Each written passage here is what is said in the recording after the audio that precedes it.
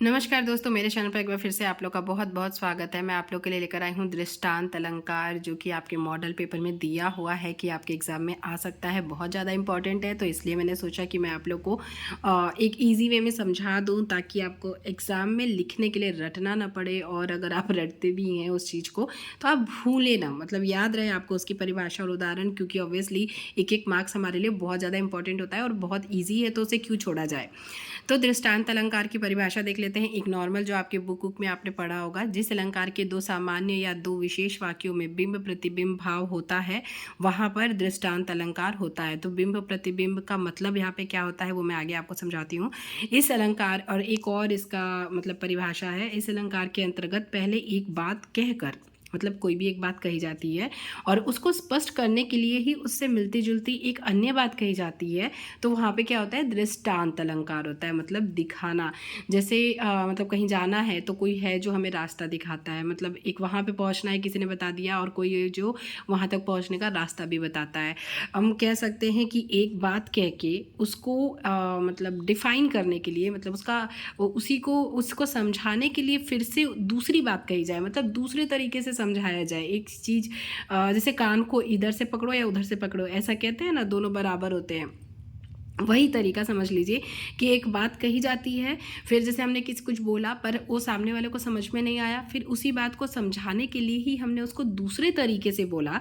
तो यहाँ पे होता है दृष्टांत अलंकार। क्या होता है, एक बात कहना फिर उसको समझाने के लिए दूसरी बात कहना, इसी को बिंब प्रतिबिंब का भाव भी कहा जाता है। तो उसको समझाने के लिए दूसरी बात कहना, यहाँ पे क्या होता है, इसी को दृष्टांत अलंकार कहा जाता है। तो ये आपका जो परिभाषा है मैं आपको बता दूं। अगर ये आपको न लिखना हो तो ये भी आप मत लिखिए, ये भी मत लिखिए, बट मैंने जो बोला इसको आप लिख सकते हैं। अगर आपको ये चीज़ समझ में आई हो तो कोई ज़रूरी नहीं है कि प्रॉपर तरीके से यही लिखा जाए। जो आपको याद आए एग्ज़ाम में आप लिख सकते हैं कि एक बात कही जाए और उसको समझाने के लिए फिर से दूसरी बात को दूसरे तरीके से कही जाए, मतलब दूसरी बात कही जाए उसको स्पष्ट करने के लिए उससे मिलती जुलती अन्य बात कही जाए, तो वहाँ पे क्या होता है, दृष्टांत अलंकार होता है। आई होप कि आप लोग को ईजी लगा हो, मैंने बहुत कोशिश की है समझाने की। अब इसका उदाहरण देख लेते हैं। बिगड़ी बात बने नहीं। बिगड़ी बात जो एक बार बिगड़ जाती है वो बनती नहीं है। लाख करो किन होए, कितना भी कोशिश कर लो, अगर आपने मतलब कोई बात बिगड़ गई है तो वो बनती नहीं है, क्योंकि मुंह से निकली बात वापस नहीं आती। रहीमन फाटे दूध को, मथे न माखन होए। मतलब जैसे हमने क्या बोला पहले ही लाइन में कि बिगड़ी बात कभी बनती नहीं है, लाख करो किन होए, चाहे कितना भी कोशिश किया जाए, लाख कोशिश किया जाए। तो इसी बात को समझाने के लिए हमने यहाँ पे दूसरी लाइन दी है कि जिस तरीके से रहीमन फाटे दूध को, फटे हुए दूध को मथे न माखन होए, माखन में नहीं बदला जा सकता है। तो ये क्या किया हमने, एक लाइन बोली और उसको समझाने के लिए दूसरी लाइन बोली। तो इसी तरीके से आप समझ सकते हैं कि यही यहाँ पे क्या है, दृष्टांत अलंकार। एक बात कही गई, उसको समझाने के लिए दूसरे तरीके से, मतलब एक दूसरे वे में हमने उसी बात को समझाने की कोशिश की है।